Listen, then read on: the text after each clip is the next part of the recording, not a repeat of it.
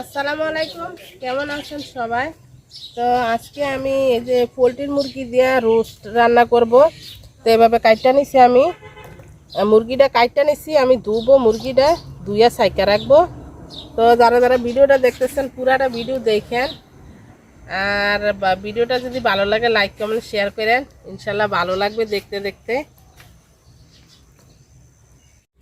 মাংসটা আমি সুন্দর করে ধুইয়া নিছি, ধুইয়া এখন আমি এভাবে সাইকা রাখবো অনেকক্ষণ, যেহেতু ভাজবো আমি মাংসটা, তো পানি থাকলে ভাজার সময় সমস্যা হইব। তো আমি রোস্ট রান্না করব, যে কয়টা পোস্ত দানা আর বাদাম নিয়ে নিছি, এটা হচ্ছে চীনা বাদাম, কাঁচা বাদামটা। তো আমি বাইটটা দিব, একসাথে বাইটটা ফেলাবো দুটোটা।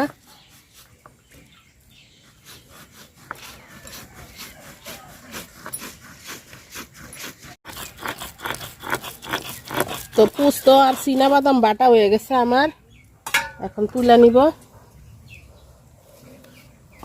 আমি একটু বেশি করে বাড়ছি, কারণ আমার মুরগির মাংস বেশি এজন্য।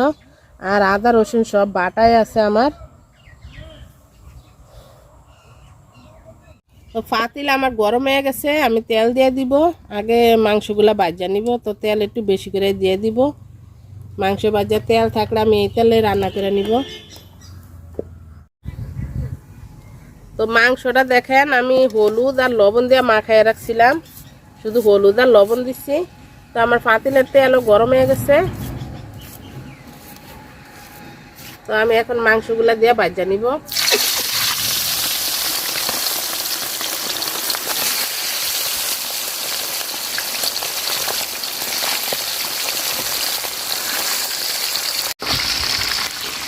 তো মাংসগুলো আমি ভাজা নিচ্ছি, দেখেন এরকমভাবে। এখন তুলে নিব।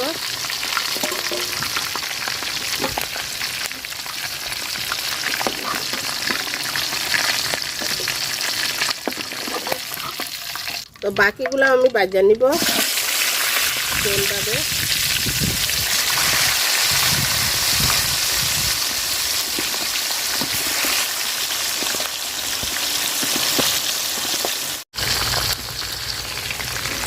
তো উল্টায় দিতেছি, একবার হয়ে গেছে।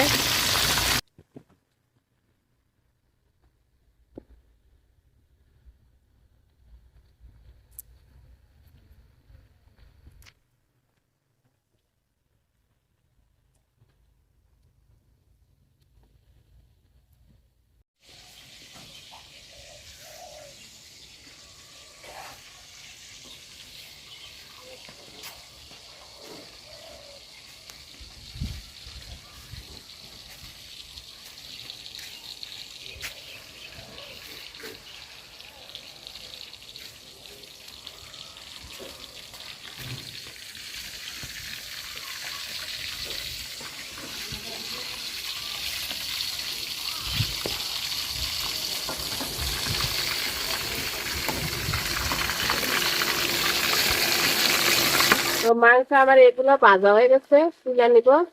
আমি এত আবার কড়া করে ভাজি না, আবার এত হালকাও ভাজি নাই। বেশি কড়া করে ভাজলে আবার বেশি শক্ত হয়ে যায়, তা আমার কাছে আবার শক্তটা বেশি ভালো লাগে না।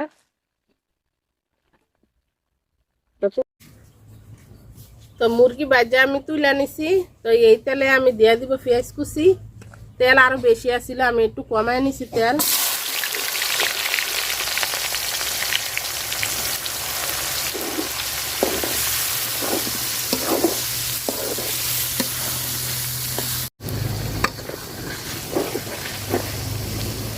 তো এখন এই যে তেজপাতা, এলাচ, দারচিনি সব দিয়ে দিলাম, দিয়ে পেঁয়াজটা আমি সুন্দর করে ভাজা ভাজা করে নিব।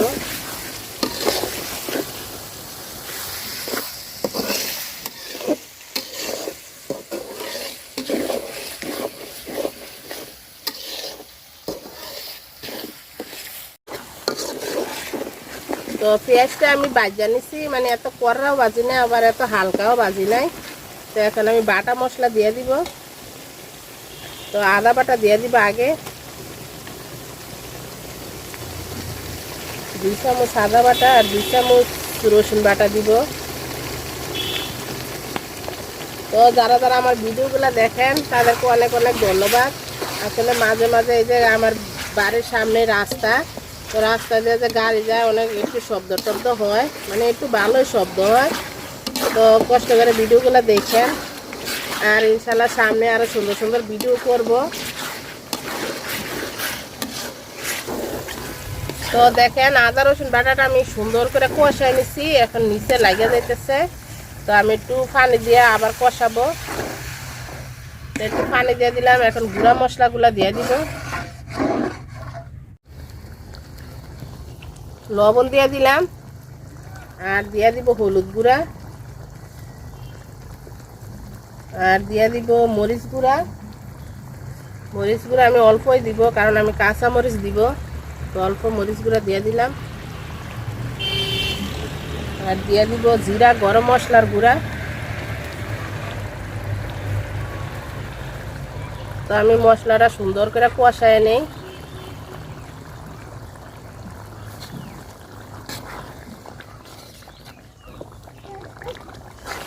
তো আর দিয়া দিব এই যে পোস্ত আর বাদাম বাটা।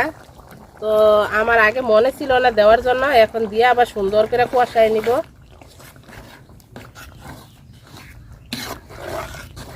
তো মশলাটা দেখেন আমি সুন্দর করে কষায় নিচ্ছি। তো এখন মাংসগুলো সব দিয়ে দিব আমি, এই যে সবগুলাই দিয়ে দিলাম।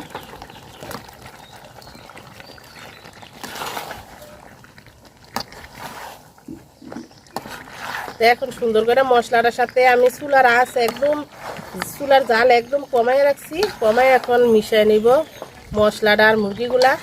কারণ এটা তো পোলট্রি মুরগি, এত জাল দেওয়া লাগবে না, সিদ্ধ হয়ে যাবো তাড়াতাড়ি।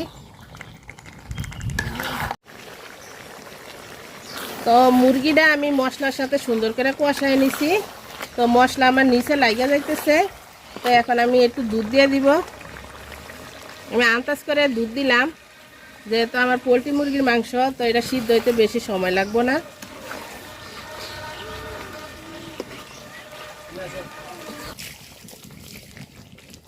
তো রোস্টটা আমার রান্না করা শেষ। তো এখন একটু গরম মশলা বা রোস্টের মশলা এরা সব কিছু আছে এটাতে। তো একটু রোস্টের মশলা দিয়ে আমি নামাই দিব। যারা যারা এতক্ষণ ধরে ভিডিওটা দেখছেন সবাই অসংখ্য অসংখ্য ধন্যবাদ।